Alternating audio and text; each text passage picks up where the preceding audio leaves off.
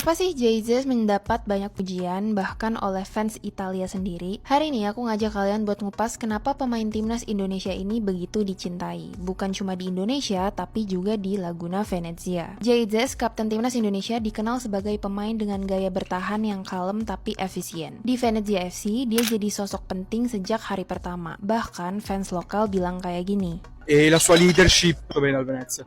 Bukan cuma karena fisik atau kecepatan, tapi Jay-Z punya gaya main yang tenang dan matang, membuatnya dipercaya jadi pemimpin di lapangan. Itulah kenapa fans Venezia menyebutnya Numero uno, insomma. Numero uno, ok. Number one. Menariknya lagi, fans di sini gak segan memuji pemain asing seperti Jay, karena dia selalu menunjukkan kerja keras, konsistensi, dan respect terhadap kota serta klub. Dan buat fans Venezia, Jay bukan cuma pemain sepak bola biasa, dia sudah jadi simbol persahabatan antara Indonesia dan Venezia lewat semangatnya di Serie A. Yang menarik, fans Italia itu tuh jarang memuji pemain asing secara berlebihan, tapi untuk Izzes mereka bahkan bilang kayak gini. Sei un grande portiere, ti stimo e voglio diventare come te.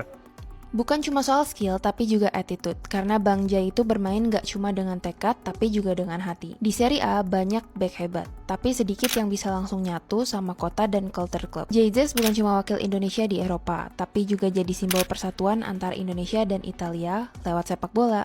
Halo teman-teman, kembali lagi bersama saya Irfan di channel yang siap mengupas tuntas segala kabar hangat dan mendalam dari dunia sepak bola, khususnya tentang para punggawa Garuda yang sedang berjuang di luar negeri. Jangan lupa untuk like, komen, dan subscribe dulu agar teman-teman gak ketinggalan informasi menarik lainnya. Hari ini saya akan membahas satu nama yang belakangan ini bikin penasaran banyak pecinta sepak bola Indonesia. Ya, dia adalah Jay-Z, bek tangguh timnas Indonesia yang sempat menjadi incaran klub-klub top Eropa. Tapi sampai sekarang belum juga pindah. Kira-kira kenapa ya? Yuk kita bahas secara mendalam. Bursa transfer musim panas 2025 sudah berjalan lebih dari 1 bulan. Tapi satu hal yang bikin banyak orang bertanya-tanya, kenapa Jay-Z belum juga hengkang dari Venezia? Padahal sebelumnya gosip transfer Jay-Z sempat menggema kencang. Dari Liga Inggris, Liga Italia, bahkan Liga Prancis. Banyak yang menduga karir Jay-Z akan melesat ke level berikutnya. Tapi kenyataannya, alih-alih langsung pindah, Jay justru terlibat bergabung kembali dengan skuad Venezia untuk menjalani pramusim di kawasan pegunungan Dolomit, Italia. Langkah ini setidaknya seolah menjadi sinyal bahwa Jay belum akan pergi, setidaknya belum sekarang.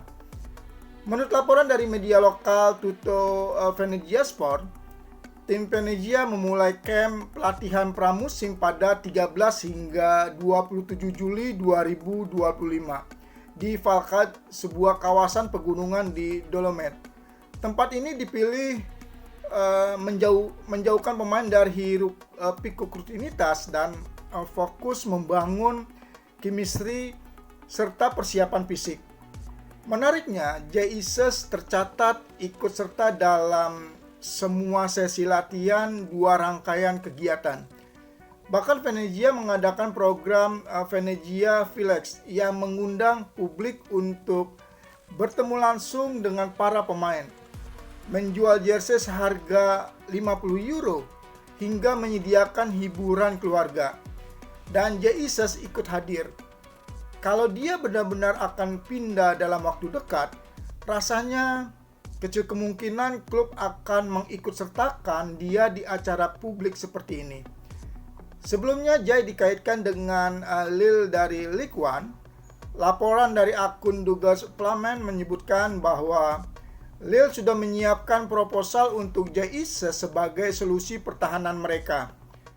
Lille bukan klub sembarangan. Mereka finish di posisi 5 musim lalu dan lolos ke Europe. Tapi di sisi lain, mereka masih punya duet tangguh Bafode Diekite dan Alessandro. Artinya, peluang Jay untuk bermain secara reguler di sana sangat kecil. Begitu juga ketika ia dikaitkan dengan Aston Villa. Klub Premier League itu punya banyak stok back tengah yang sangat berkualitas. Lagi-lagi, Jay mungkin hanya menjadi pemain pelapis bagi pemain seusia dia yang sedang dalam performa puncak. Duduk di bangku cadangan jelas bukan pilihan yang menarik. Dari sekian banyak rumor, Udinese disebut sebagai klub yang paling serius ingin memboyong Jesus.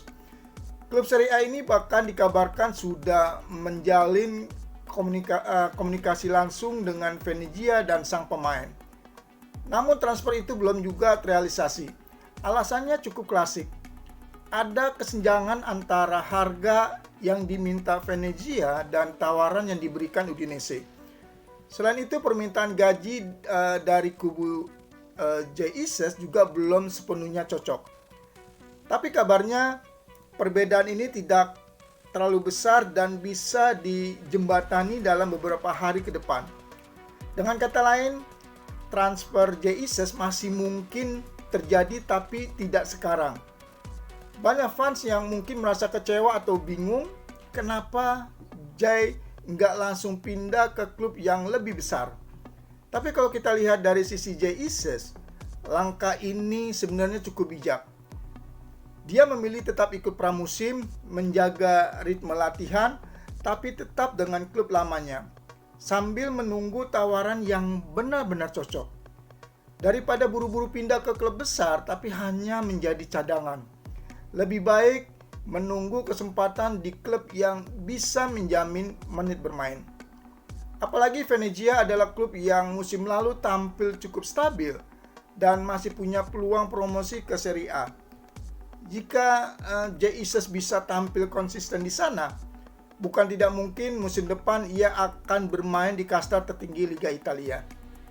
Nah, jadi itulah update dan analisis lengkap soal masa depan Jesus yang kini sedang menjalani pramusim bersama Venezia di tengah saga transfer yang belum kunjung selesai.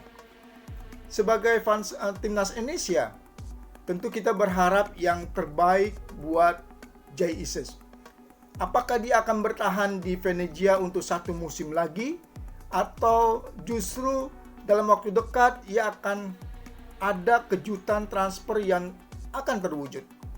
Yang pasti satu hal yang tidak berubah, Jesus tetap menjadi aset penting bagi timnas Indonesia.